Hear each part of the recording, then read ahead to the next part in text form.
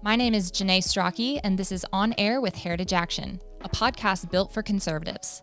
Twice a week, we break down in 5-ish minutes or less how you can get involved today in the fight for conservative values. Hi, I'm Carson, and this is On Air with Heritage Action. This week, the Biden administration formally announced their proposed changes to the Title IX rule, and it is just as bad as we could have expected, if not worse. We've all been talking about Title IX and the future of women's sports for a while, but this rule goes beyond athletics and actually completely redefines gender by including gender identity in the definition for sex in schools and athletics. What does that mean? Well, it means that if Biden gets his way, not only will women be forced to compete against biological men in sports, but biological men will also be permitted inside women's single-sex facilities like locker rooms, bathrooms, and dorm rooms.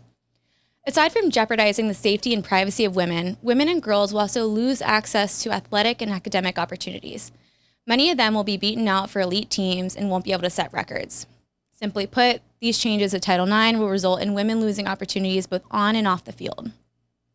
This is all part of the left's broader woke gender identity agenda.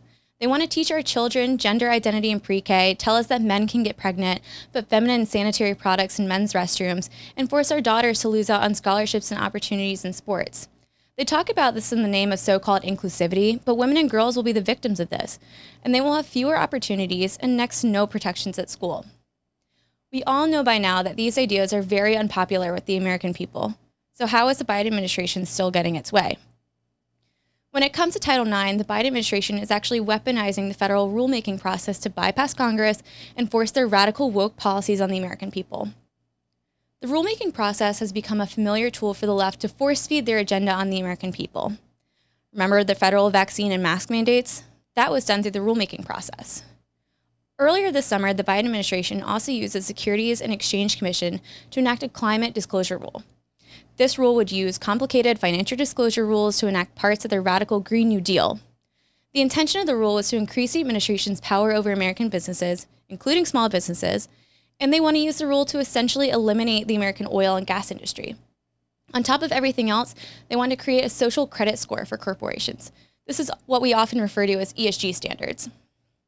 Title IX is no different. In this instance, the administration is acting unilaterally to change the entire definition of gender, and they don't think the American people will notice or take the time to engage in the federal rulemaking process.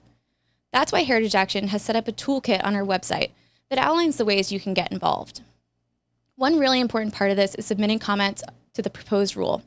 The Biden administration must count and review every comment submitted on the Title IX rule by September 12, 2022. That means you have almost 2 months to submit your comments. And the more personalized you make it, the better. We have some examples on our website, but if you include your own views and stories, it will have even greater impact. Remember, each unique comment requires an individualized response from the Biden administration. Heritage Action put out an issue toolkit and comment portal to the SEC climate rule I just talked about, and we brought in over 6,000 comments in a week. Now that we have 60 days to submit comments on the Title IX rule, we have a huge opportunity to tell this administration that their gender identity agenda is unacceptable. Already, the Biden administration has had to withdraw 2 rules because of overwhelming public pressure and opposition. That's why we need your help to speak out on Title IX and tell the Biden administration that we want to protect women and girls. To read the full toolkit and do your part in submitting a comment, you can go to heritageaction.com and the toolkit will pop up on the home screen. Submitting comments to proposed rules is one of the most powerful tools we have as citizens in making our voices heard by the administration. And it's a way to show that the people will not stand for Biden's attempt to destroy our rights. So make sure you check out the toolkit and submit a comment. The future of so many women and girls depends on it.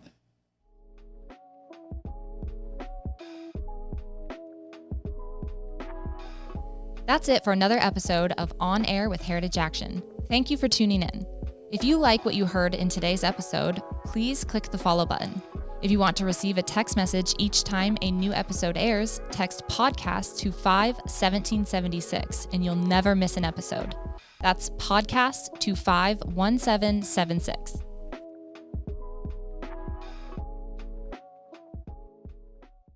Hi, it's me again, and we need your help. If you like the insights and activist resources we are providing, please take 1 minute and help us spread the word. Share this episode with friends and family on social media, email, or text. We need everyone's help in the fight to hold Washington accountable.